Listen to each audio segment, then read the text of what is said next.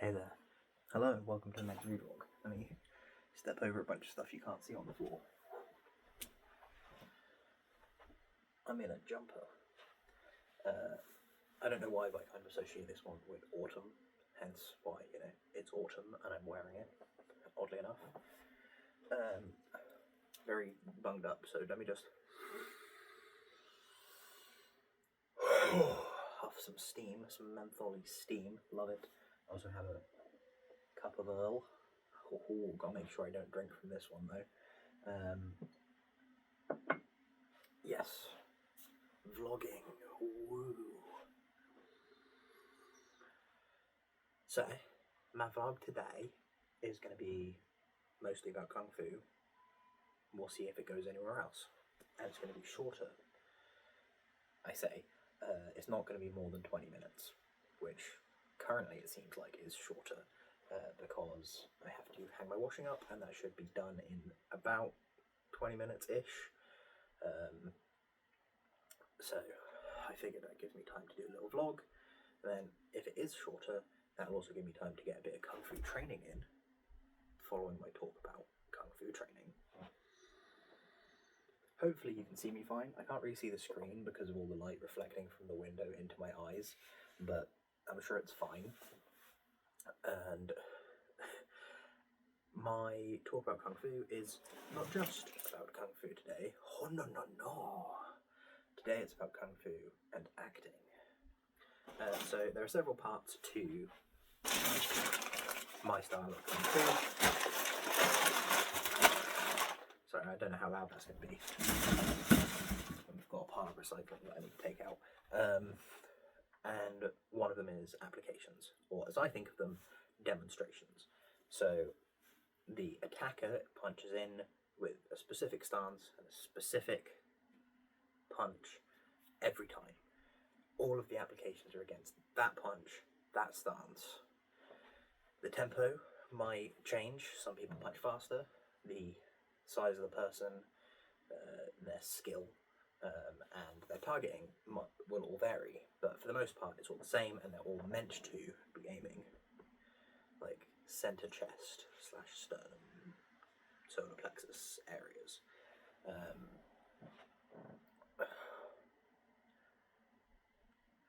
As such, I don't think that you can reasonably call them true applications, because all of them are against that punch, which is from a stance no one's ever going to use if you ever get into an actual fight. Occasionally someone will use it in sparring, but that's just because, funny, surprise, might throw someone off. If you manage to pull that off in actual fight, I'll be super surprised, because they're way faster paced than the sparring that we tend to do there. I'm not saying that all sparring is kind of slow or anything, but the sparring we do is very much technical based, especially given the amount of dropouts we get.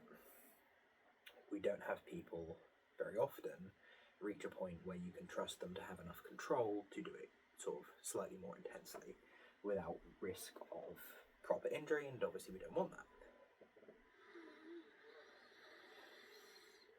When you get up the ranks, as you increase your time there, you get better skill, you get more belts. Eventually your applications go from, I'm going to do an application of a jab, and my application of a jab is this one punch, which is always with their right hand, is going to come in, and I am going to step to the side and jab, or I'm going to change my stance, and I'm going to step, I'm going to block, I'm going to grab their arm, and then I'm going to jab.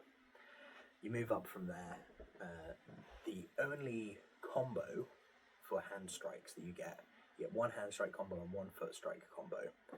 You get the jab cross combination, most easily done here, and then you get a kick combo. And that is until purple belt, I think, yeah. Purple, I think, is where you get hand and arm strikes, and these aren't taught to you. These are things that you need to come up with, and the idea is to show that you know your hand strikes and you know your arm strikes well enough to be able to combine them together. The awkward part is, it's a really non-intuitive combination, because it has to be the same arm that you use for both. So you do a hand strike followed by an arm strike with the same limb. Plus, other than elbows, arm strikes, much like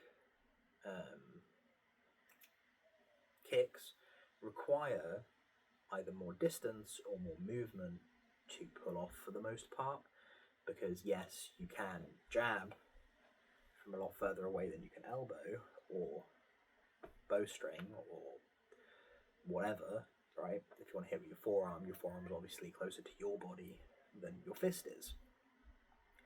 Issue is, other than these parts, if you want to do anything on the inside, you need to then make enough room to hit with it after hitting with your hand. And that can be challenging, and I understand that it's meant to be, so that's good, right?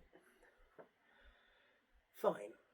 Admittedly, I get that, and I think there are some uses to it.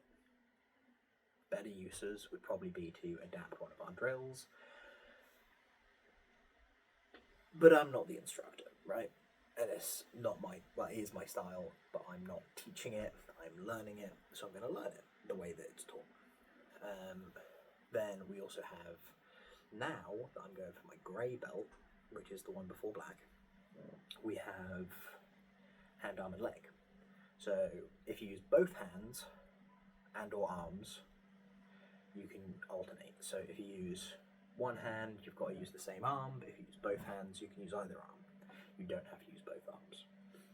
You can use either leg, either way though. So, for example, if you came in, you did a block, you did jab, you did an elbow, because I've used my right arm here, it doesn't mean I have to use my right leg, it doesn't mean I have to use my left leg, I can pick either, but legs are bigger and longer than arms for most people. Therefore, knees are the optimal use case, but you need to have a variety of techniques to display, because at this point you know like 20 odd kicks or leg strikes. So effectively, you need to be able to say, oh yes, rather than the 3 knees that we do, front, rear and side, I'm going to have to show other kicks. So what could I do, where a good target area, stuff like that is quite challenging, and also you need to be able to do them on the fly without thinking, because you start with doing it with one person, and then you go round and do it back to back, everyone in a circle, and then you do it, you're facing a direction in the middle of a circle, and one of the people around the outside is going to punch you and you don't know who, so you need to react. As such, because it doesn't come intuitively to me, no matter how much I've thought about it, how much I've trained it, it's not a sequence that I feel is useful, and therefore I can't like internalize it. I've decided to treat it like acting. That's where that comes into. It's been quite a lot of rambling to get to this point, but I felt there was a lot of surface knowledge that needed to be had to understand why I am going to be saying this next part. So in high school and A-levels I did drama and theatre studies. So drama and theatre studies, basically acting, and then also all of the behind the scenes stuff for things like theatre. So a little bit of lighting knowledge, stage management, set design, costume design, that sort of thing. Acting was the only part that I was actually any good at. I would have loved to do more like costume design stuff, but we didn't do a lot of it, and I couldn't really get behind most of the methods of teaching for things like set design, because I remember one piece of homework which was like, hey, yeah, just get pictures from the internet and cut and stick them in your book for what you would use for this piece and why. I was like, couldn't I just describe them? Why do I have to get pictures? And things like that always seem to bar me. Regardless though, context and history aside, acting. Used to learn lines in the same spot where I started to learn Kung Fu. When I was first learning for my yellow belt, I got my basics. I used to go to a field near my house. I used to stand there and I used to go through the forms. I used to do the stepping, the punches, the kicks, all of it, just on this bit of dirt at the edge of a farm, right? Between a farm and some woods. And that was because, like most people, didn't have a lot of room indoors, and I didn't really want to practice in my garden where my brother would make fun of me, or where my mum might just watch. Like, I don't like being seen. I still don't really like being perceived whilst I'm training. I don't really like being perceived whilst doing, for the most part. I like being perceived is just extra effort, really, for me. But I also used to go there. I used to run lines. I'd take my script with me. It would usually get damaged because I'd roll it up, put it in a pocket, or put it in my bag and it'd get crushed by a water bottle or something like that. But I'd take it with me and I'd learn lines, be it for like the actual school thing that I was doing, the course, or for this one outside of the course activity that we ran, which was great. And sorry, I need to burp. Pardon me. I don't think that all came out, but I'm sure there'll be more later. I never really put the two together because at the time I was learning no applications. For that first belt, it's just learn the movements and the positions, and then you can learn how it interacts with other people later on. This is you doing this and building on yourself, and then you can sort of learn consequences and how to achieve said consequences if you intend to later on. For example, if you punch someone in their kneecap, it's probably going to hurt them, but you're also probably going to hurt your own hand a lot more than if you punch them, say, in the kidney. I guess. Maybe not the best example. Whatever. The throat. There we go.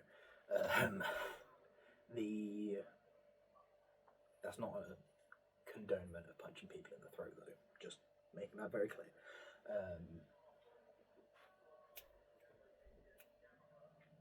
Yes, so I did, when I was learning applications early on, I say early on, like 2-3 years in, there's one kick, very famous kick, the roundhouse kick. Ours is slightly different to the most sort of popularised versions, but not much. The general biomechanics are very similar. And I was like, oh, I got marked poorly on that grading. I passed, but I lost marks on that kick. And when I was told why, it was because the instructor couldn't see the application very well. It might have worked, it might have been a very effective kick had I followed through on the attacker, but the instructor couldn't see it, and it's a demonstration, not an application. They didn't say not an application, but that clicked in my head.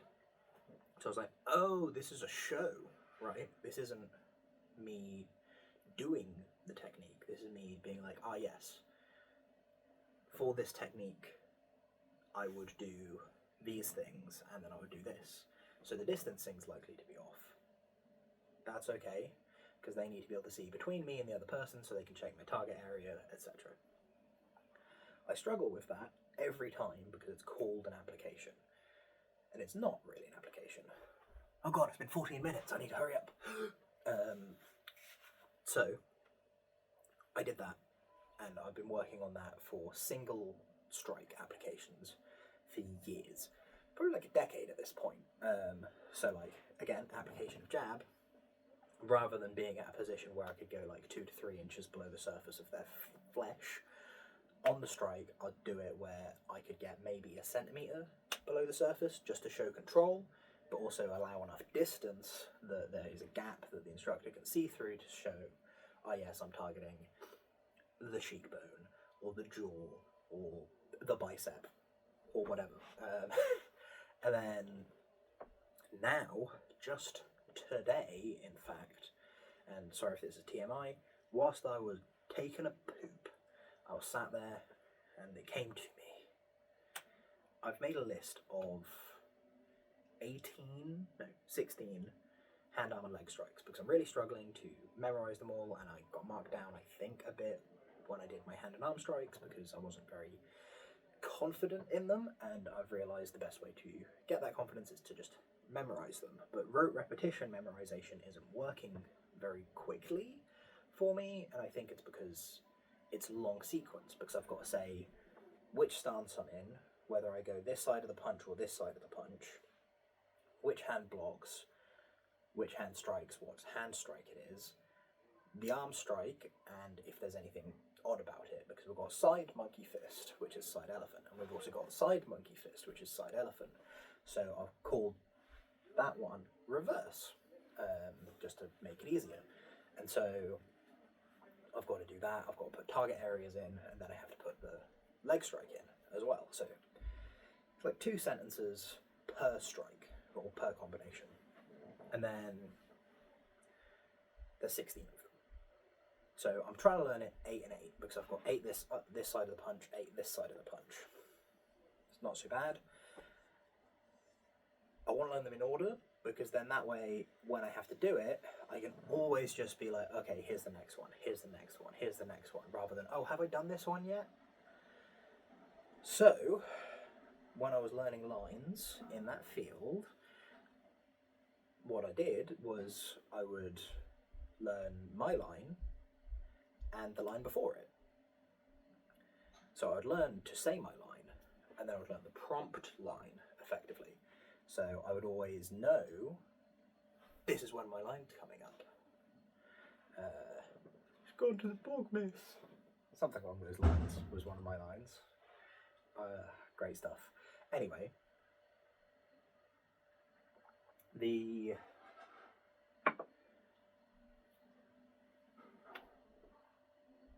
essence of it is the same.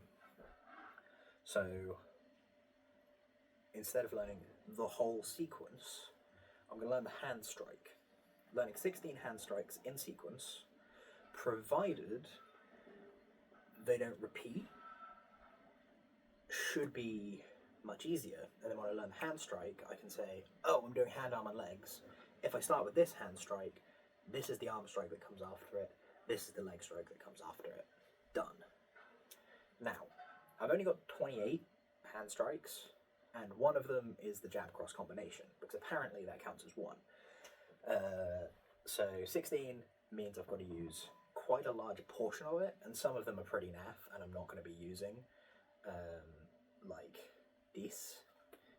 I no use this. No, it terrible. Why I use? I no use. So they probably will repeat, but if I can get 8 and 8, I can effectively go, this is 8 this side, and use 8 hand strikes, and then ignore which hand strikes I've used, and then think, okay, I'm now on this side, I've got 8 hand strikes. Use those. Should be much easier. I've got to check my list to make sure there aren't any that repeat, and if there are, then I need to change how I'm doing it slightly for those ones. So it'll be, say it was jab for the first one, then cross for the second one, and then jab again for the third one. I'd have, let me dismiss that. It's my timer saying that my washing machine said it would be done, so that means I've probably got like 5-10 minutes left. But I actually have 1 minute if this is going to be under 20 minutes, so let me hurry up. Boom. If it was jab and cross and then jab again, I'd have to say on the second jab the arm strike as well. Simple. I think this is going to work well, but I need to make sure. But regardless, that took way longer than I thought it would. Probably lots of rambling tangents, but whatever. Hope you have a good day, and I'll catch you cats on the flip-flop. Goodbye!